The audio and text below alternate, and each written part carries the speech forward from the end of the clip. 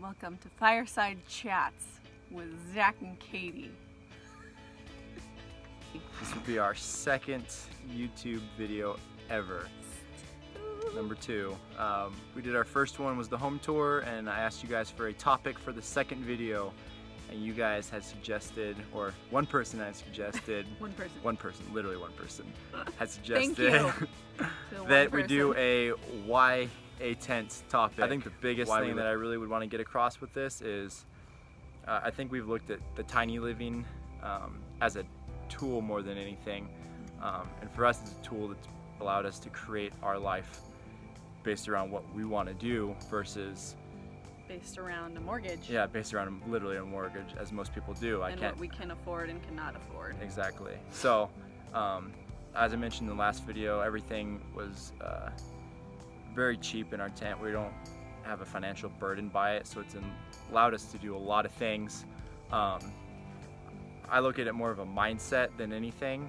I think there's a whole package with the tiny living stuff. You kind of have obviously the housing situation, but once you take on the mindset of tiny living and minimalism and just being happy, healthy, and with all of our stuff, our major goals in life being teaching our kids fitness, eating healthy, and not having that mortgage putting the burden of, are we going to be able to afford groceries this month, or can we get to the gym this month, or are we going to have time to even get to the gym this month or afford it.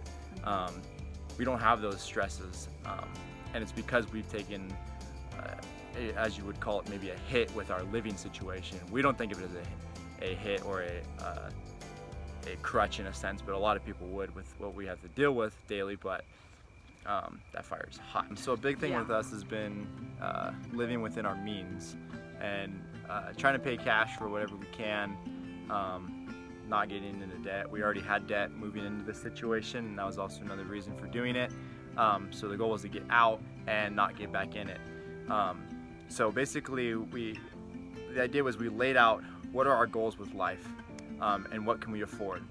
And we started looking at housing situations of every kind, ranging from buying a house to buying a condo to buying an RV, buying a bus, whatever, yurt. We went through every option. A shed, yeah. And even at the cheapest options, you still come up with either having to borrow money or going into debt.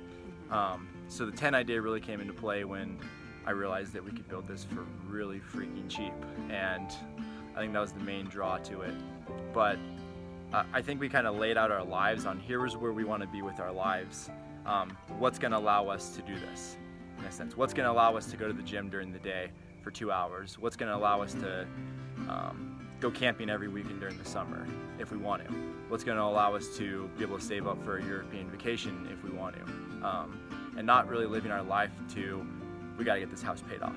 We got to get this house paid off. We got to get this house paid off. And just never stopping that until we're 50, 60, and we are just finishing our house payment.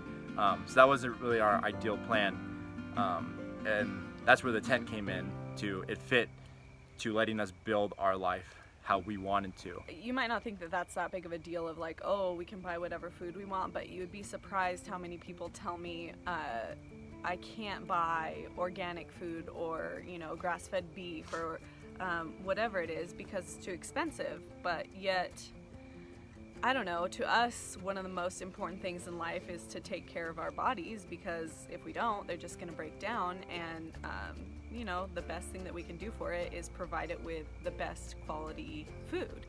And so for us to be able to have the freedom to buy the organic stuff or buy the grass-fed beef, is really important to us. It's really important for us to be able to feed that stuff to our kids as well, because we want to raise them as healthy as we possibly can. Yeah, and again, coming back to the whole mortgage thing, having a house isn't going to make us healthy. We could have a $4,000 mortgage payment and we could still be super out of shape and super unhealtly. And in 20 years, and super unhappy. And in 20 years, what's that going to benefit us versus maybe living in a tent and being able to live a really, really healthy life, which at this point, this is what we're doing. Another big topic, we've acquired a child. We've popped magic. The other one is sleeping. Is just the time freedom. I've been talking to my sister a lot about this, and it's just the ability to have the time to do the things you want, and that's been the biggest thing with us. Going back to a little backstory, is California, we just didn't have a lot of time because of the financial stresses we had and the constant rat race of keeping up with your job and always trying to think of a new career, maybe if you're not going to stick with this one, or making that next $1,600 rent payment, or making that car payment, or whatever it was. And so you didn't really have the time you wanted. Even if you had the time, you didn't want to spend the money. So it was just a never-ending cycle of never having time or never having money, never doing things you liked, and eventually coming to a point where you're just not enjoying life anymore. And for us, it was enough that we were just willing to both leave our careers that we had there and literally just peace out into another state, really for just in search of a better life. I mean, we were literally working to pay our rent. And everybody, you know, as soon as we moved to New Mexico, people would ask, why in the world would you move to a small town in New Mexico when you lived in Orange County, California, where there's so much to do? Well, yes, there's so much to do, but when you're working to afford your rent and you're just working as many hours as you can to afford that rent, guess what? You don't have time to enjoy Southern California because you're working all the time. So it was not a fun sight. We literally just had to move the phone because it got too hot from the fire and shut down. So moved it away from the fire a little bit. Back on the topic of just having time, a big part of moving out here, and we have a lot of open space, has just been doing more things with the boys, starting to teach fox archery, knife throwing axes, just having a lot of fun with how to use an axe. Yeah, how to use an axe. I got him a pocket knife. How to build a fire properly. Yeah, how to build a fire, how to handle fire.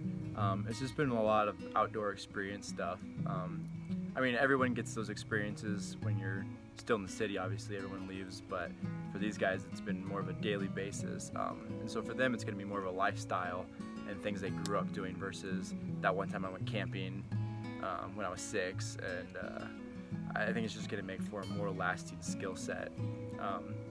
Yeah, I always thought it'd be fun to kind of go back to more of the forgotten skills. Obviously, like with my job, I do a lot with my hands, creating stuff. So I've always enjoyed the thought of just using your hands more in general. I also really enjoy the tech world. Obviously, I work for social media and I do a lot of stuff with that. But I think there's a lot of forgotten skills over the ages, and I think that ties into a lot of problems with just not having interest in stuff. You kind of put voodoo on kids handling knives or kids handling axes, or playing with fire, wanting to play with fire, instead of just teaching them how to properly do these things or how to respect them. I'm still learning myself, but I think it makes it so much more of a fun experience for them. That it's important to keep an open mind. If you had asked us a few years ago, do you ever think you could live tiny, or you know what we're doing now, we would have probably said no, you're crazy. But like I've learned through this process that we need to just stay open to different possibilities, because if you close yourself off and say like, no, I can never do that or whatever, then you know, at least for us, we would have been missing out on a lot of really good stuff. And so I know that sometimes it seems like, you know, maybe we thought we couldn't do it because we were stuck in a situation, but I think it's important to always take positive steps forward and just be open to change, and also being willing to pursue that change and not just being like stuck and thinking that you could never move forward. So that about wraps up that question of why a tent. If you guys have any more topics you'd like us to talk on, couldn't imagine you would, but if you do, let us know in the comments, and we'll get another video going next week for you. Thanks for tuning in. Later. Bye.